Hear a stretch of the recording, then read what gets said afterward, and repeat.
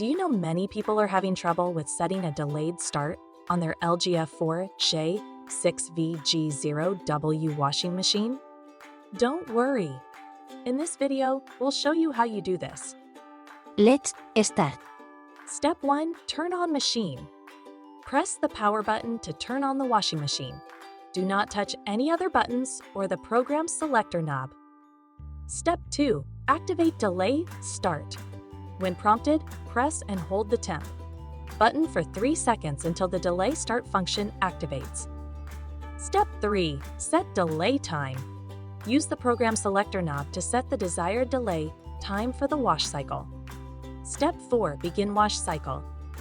Press the start button to begin the wash cycle with the delayed start time.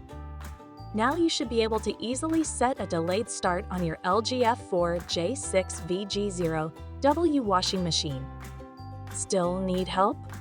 Visit our website for the complete manual. There you will also find questions and answers from other LG users. Did you find this video helpful? By subscribing, you help us continue to answer users' questions.